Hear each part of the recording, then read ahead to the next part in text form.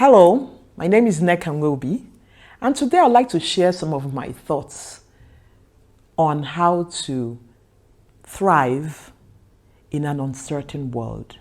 Essentially, a framework that I have learned during this period of uncertainty and instability. I'm sure you will agree with me that the past couple of weeks and months is nothing you could have ever planned. And this as a result of the impact and the spread of the coronavirus that started probably in January of 2020 in Wuhan, by 8,000 kilometers away from where I live in Nairobi. I mean, I would never have thought about the effect.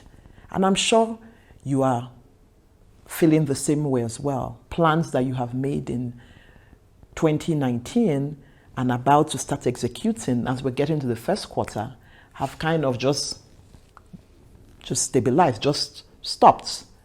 And there's a lot of things that you don't have control over. I mean, who would have thought that America would close its borders to Europe, one of their strongest allies?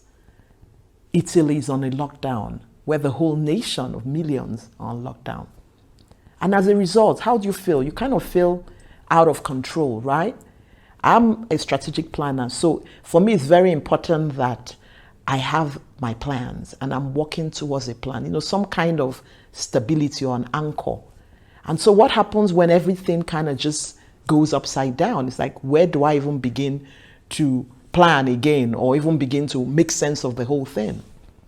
And so I was taking a walk over the weekend in Karura Forest, lovely, over 1,000 hectares of just forest.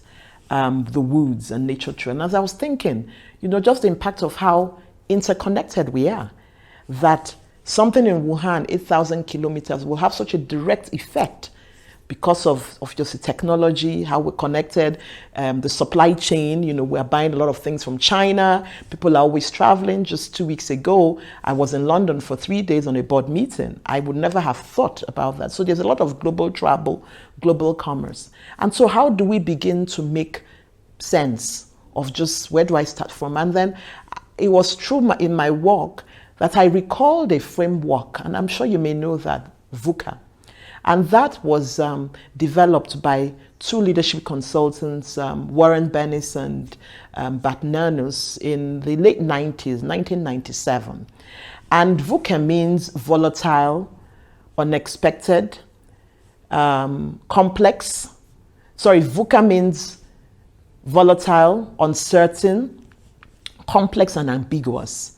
And this was developed during the end of the Cold War in 1987. And this leadership theorists, were trying to make sense of that Cold War and just things being uncertain. And how then do you begin to move forward and plan? And I believe that you can actually apply this framework to helping you get some stability and thriving even in this uncertain world. So V, as I said, means volatile. And what is volatility? Volatility is the emergence of unexpected and rapid events of which you have no control or challenges. For example, you may have been on the verge of signing an international contract or going over to your suppliers. In fact, my sister, who usually travels to the Far East on different exhibitions, they've had to cancel everything. And so what happens with that, being very volatile, stock markets have nosedived, the price of oil has gone from almost $60 a barrel to now about 35. So a country like Nigeria that depends looks to oil earnings of about 80% of their total revenue, obviously there's going to be a lot of impact to even apart from the country, but then even the citizens who depend on oil, or even just an indirect effect. They're looking at slashing the budget by almost 50%. So what do you do in a volatile environment? One of the ways to do that is to return to basics. To return to basics of understanding why are you doing what you're doing. You see, it's not just about money, because a lot of all of this has happened, and apart from obviously our physical health, is really around is really around financials, stock market crashing and all of that. But then you have to think about the value that you bring. What value does your vision bring? What's the vision that you have? What is the substance of who you are? So we take away financial earnings, take away all of that. So why are you what you are? What's your North Star? At the end of it all, what makes you? So when you've been stripped off of financial earnings and all of that, what is your substance? And it's so important to begin to think about that, because that will help you get anchored when there's so much uncertainty and so much volatility, because then it explains why you do what you do. And one of them could be, how do you add value to people?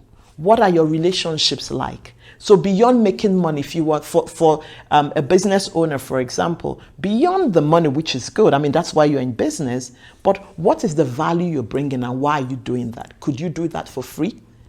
If you're an employee, why are you working where you're working? So beginning to understand these and find answers to these questions will help you get anchored in an extremely volatile environment. And as a result of it, you have a peace about that, because you know your mission, you know why you're on earth, you know why you're doing what you're doing. And so you are not kind of going up, kind of yo-yo with every change in the environment.